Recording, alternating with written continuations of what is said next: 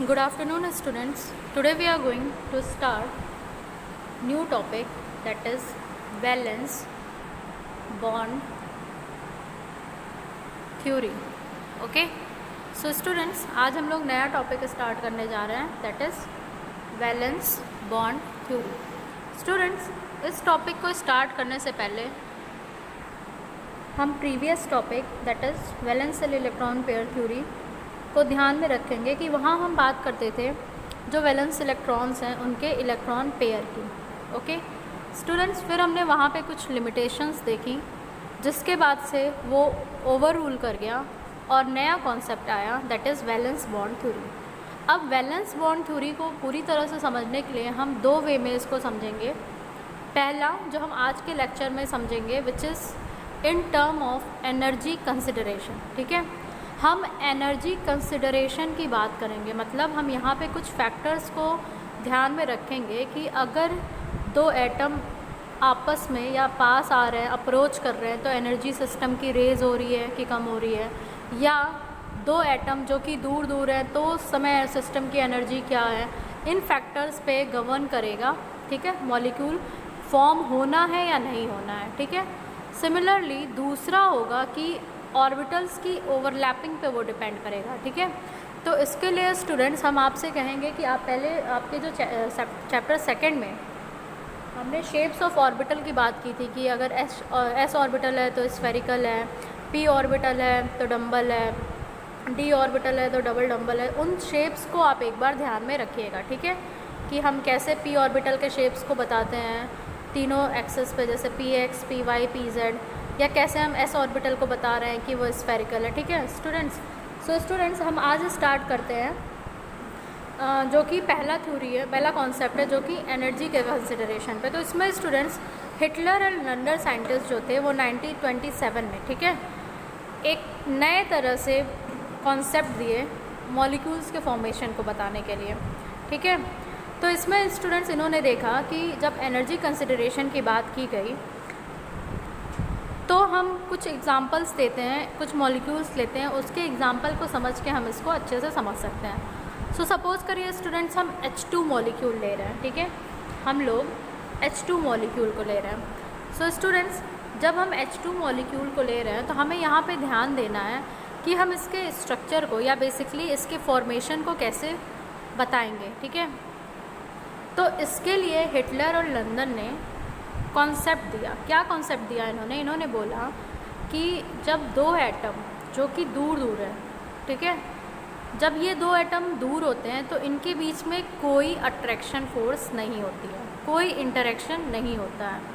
लेकिन जब ये एटम पास आते हैं, when they come closer to each other, the new force come into operation. तो नई फोर्स जो है काम करने लगती है. और यही जो फोर्स काम करती है वो दो तरह की हो सकती है. ठीक है, कैसी कैसी? एक हो सकती है force of repulsion between the nuclei of these combining atom and between the electron of these atom. ठीक है, मतलब आप सपोज़ करिए हम एक हाइड्रोजन मॉलिक्यूल ले रहे हैं, तो ये एक हाइड्रोजन एटम का न्यूक्लियाई है और ये इसका आउटर मोस्ट इलेक्ट्रॉन, और ये दूसरा हाइड्रोजन एटम का न्यूक्लियाई और ये इसका outer most electron. So students बोल रहा है कि जब ये पास आ रहे हैं तो दो तरह का फोर्स ऑफ अट्रैक्शन इस पे लगेगा. एक लगेगा वो हम कह रहे हैं कि जो इस दोनों न्यूक्लियाई के बीच में लगेगा और इन दोनों इलेक्ट्रॉन्स के बीच में लगेगा. ठीक है, सो स्टूडेंट्स ये जो फोर्स लगेगा ये क्या करेगा, ये सिस्टम की एनर्जी को इंक्रीज़ करेगा. ठीक है, ये जो फोर्स लगेगी ये सिस्टम की एनर्जी को इंक्रीज़ करेगी. यहाँ पे क्या हो रहा है, एक हाइड्रोजन एटम का न्यूक्लियाई दूसरे हाइड्रोजन एटम के न्यूक्लियाई को रिपल्शन का काम कर रहा है. ठीक है, उसको रिपल्शन फैक्टर यहाँ पे आ रहा है. और वहीं पे एक एटम का इलेक्ट्रॉन, मतलब हाइड्रोजन एटम ही दूसरे हाइड्रोजन एटम के इलेक्ट्रॉन को भी क्या कर रहा है, रिपेल कर रहा है. सेकेंड केस आएगा स्टूडेंट्स, जो दूसरा केस है वो आएगा force of attraction between nuclei of one atom and electron of the other atom. अभी स्टूडेंट्स क्या होगा, अब इस टाइम पे हमारा स्ट्रक्चर अभी भी सेम रहेगा. सेम इन द सेंस हमने एक हाइड्रोजन एटम लिया, ये इसका न्यूक्लियस और ये इसका इलेक्ट्रॉन, ठीक है। ये दूसरा हाइड्रोजन एटम है, इसका न्यूक्लियस और इसका इलेक्ट्रॉन। पहले केस हमने बोला था कि न्यूक्लियस न्यूक्लियस आपस में रिपेल कर रहे हैं, इलेक्ट्रॉन इलेक्ट्रॉन आपस में रिपेल कर रहे हैं, दो एटम के। यहाँ पे हम बात कर रहे हैं कि यही दोनों एटम के, ये जो हमारा न्यूक्लियस है ये इलेक्ट्रॉन को अट्रैक्ट कर रहा है, ये न्यूक्लियस इलेक्ट्रॉन को अट्रैक्ट कर रहा है। मतलब कि एक एटम के न्यूक्लियस और दूसरे एटम के इलेक्ट्रॉन के बीच में अट्रैक्टिव फोर्स काम कर रही है। और जब ये कंडीशन आती है स्टूडेंट्स, तब क्या होता है, तब सिस्टम की एनर्जी डिक्रीज़ करती है। दो चीज़ें आपको ध्यान रखनी है कि सिस्टम की एनर्जी इंक्रीज़ कब कर रही है और सिस्टम की एनर्जी डिक्रीज़ कब कर रही है, ठीक है। जब रिपल्सिव फोर्स काम करेगी तो एनर्जी क्या हो जाएगी, इंक्रीज़ कर जाएगी। जब अट्रैक्टिव फोर्स काम कर रही है तो एनर्जी क्या होगी, डिक्रीज़ हो जाएगी। अब स्टूडेंट्स क्या होगा, कोई भी ऐसा सिस्टम है जिसमें जो फोर्स है, जो भी है, सपोज़ करिए फोर्स ऑफ अट्रैक्शन है, वो सिस्टम के एनर्जी को डिक्रीज़ कर दी, तो इस केस में जो पॉसिबिलिटी होगी केमिकल बॉन्डिंग की वो एग्जिस्ट करेगी, ठीक है। और अगर यही फोर्स इंक्रीज़ कर देगी सिस्टम के एनर्जी को तो कोई भी बॉन्ड का फॉर्मेशन नहीं होगा, ठीक है। अब क्या होता है स्टूडेंट, जब हम H2 मॉलिक्यूल को देखते हैं तो यहाँ पे हम देखते हैं कि दो हाइड्रोजन एटम है, ठीक है, और ये एक इनफाइनाइट डिस्टेंस पे रखे हुए हैं, तो कोई भी इंटरेक्शन इनके बीच में नहीं होगा। लेकिन जब ये पास आने लगेंगे तो इनके बीच में नई फोर्स का जनरेशन होगा। और ये फोर्स क्या है, चार तरह की होंगी, वो हमने अभी बात की थी। सपोज़ करिए एक एटम का न्यूक्लियाई है, दूसरे एटम के इलेक्ट्रॉन को वो अट्रैक्ट कर रहा है। एक बी एटम का न्यूक्लियाई है, वो ए एटम के इलेक्ट्रॉन को अट्रैक्ट कर रहा है। तीसरी आ सकती है कि दोनों एटम के इलेक्ट्रॉन एक दूसरे को रिपेल कर रहा है, दोनों एटम के न्यूक्लियस एक दूसरे को रिपेल कर रहा है, ठीक है। सो स्टूडेंट्स, यहाँ पे हमने ये देखा कि जब हम हाइड्रोजन मॉलिक्यूल के केस में कंसिडर करते हैं तब होता क्या है, जो डायग्रामेटिक रिप्रेजेंटेशन आप यहाँ पे देख रहे हैं, तो इसमें हाइड्रोजन क्या करता है, जो इसकी मैग्नीट्यूड ऑफ अट्रैक्टिव फोर्स है वो ज़्यादा होती है रिपल्सिव फोर्स के कंपैरिजन में, ठीक है। अट्रैक्टिव फोर्स का मैग्नीट्यूड जो होता है वो क्या होता है, ज़्यादा होता है in comparison to repulsive force, ठीक है। रिपल्सिव फोर्स के कंपैरिजन में अट्रैक्टिव फोर्स का जो मैग्नीट्यूड है वो ज़्यादा पाया जाता है in case of hydrogen molecule. तो यहाँ पे स्टूडेंट्स क्या होता है, इसकी वजह से जो पोटेंशियल एनर्जी है सिस्टम की वो डिक्रीज़ कर जाती है, ठीक है, और हमें एक मॉलिक्यूल हाइड्रोजन का बनते हुए दिखता है, ठीक है। सो आप यहाँ पे इसको देख भी सकते हैं स्टूडेंट्स कि जब दो हाइड्रोजन एटम बहुत दूर थे इनफाइनाइट डिस्टेंस पे, तो उसकी पोटेंशियल एनर्जी को ज़ीरो माना गया, ठीक है।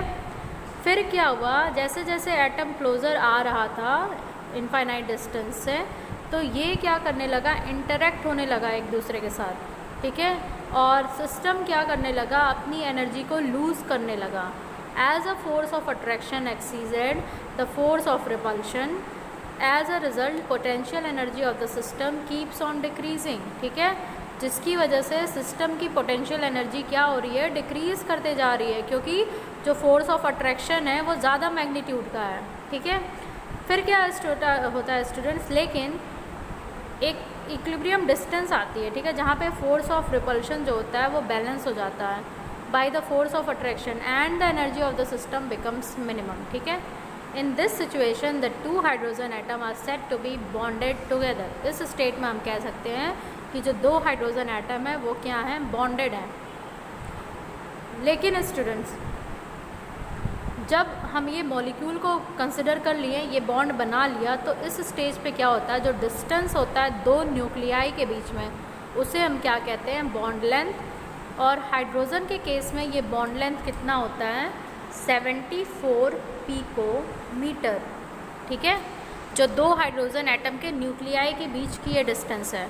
और अगर हम इन एटम्स को और पास लाना चाहेंगे तब क्या हो जाएगा, रिपल्सिव फोर्स ओवर पावर करेगा अट्रैक्टिव फोर्स को, ठीक है।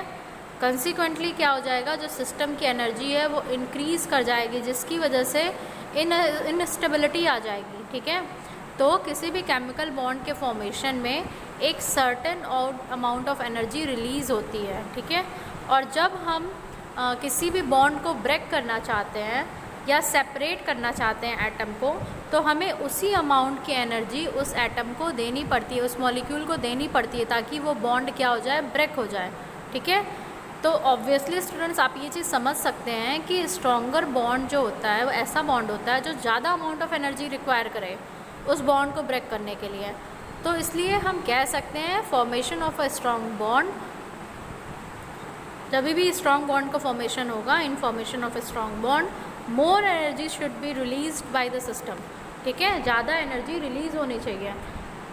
और स्टूडेंट्स ओवरऑल हम कह सकते हैं thus we can say that decrease in energy of the system in the formation of a chemical bond determines the bond length। ठीक है, यही बॉन्ड लेंथ का बेसिक पैरामीटर है, यही डिटरमाइन करता है बॉन्ड लेंथ को। और जितनी कम अमाउंट में एनर्जी लिबरेट होगी उतना ही वीक वो बॉन्ड होगा। ठीक है, और क्या हो जाएगा, larger is the amount of energy liberated stronger will be the bond. ठीक है, दो चीज़ें आपको यहाँ पे दिमाग में बैठा लेनी है कि जब हमारा फोर्स ऑफ अट्रैक्शन, ऐसा जो भी हो, चाहे फोर्स ऑफ अट्रैक्शन चाहे फोर्स ऑफ रिपल्शन, जो सिस्टम की एनर्जी को कम करेगा तो उस केस में बॉन्ड का फॉर्मेशन होगा। जब सिस्टम की एनर्जी एनहेंस कर जाएगी तो बॉन्ड का फॉर्मेशन नहीं होगा। और जब दो एटम के बीच में बॉन्ड का फॉर्मेशन हो गया तो दोनों के न्यूक्लियाई के डिस्टेंस को ही हम क्या मान लेंगे, बॉन्ड लेंथ। ठीक है, और किसी भी बॉन्ड के फॉर्मेशन के बाद जो एनर्जी वो रिलीज़ किया वही अमाउंट ऑफ एनर्जी हमें देनी पड़ेगी उस बॉन्ड को ब्रेक करने के लिए। So this is about the concept of formation of hydrogen molecule. ठीक है, ये कॉन्सेप्ट था कैसे हाइड्रोजन मॉलिक्यूल का फॉर्मेशन हुआ। और यहीं पे एक फैक्टर है कि कैसे हीलियम एटम के केस में बॉन्ड का फॉर्मेशन नहीं हो रहा है। ये स्टूडेंट्स आप कोशिश करिएगा, इसको आप अपने से पढ़ें। और नेक्स्ट टर्न पे हम बात करेंगे कि कैसे ऑर्बिटल्स की ओवरलैपिंग होती है। Okay, so this is all about today's lecture. Thank you class.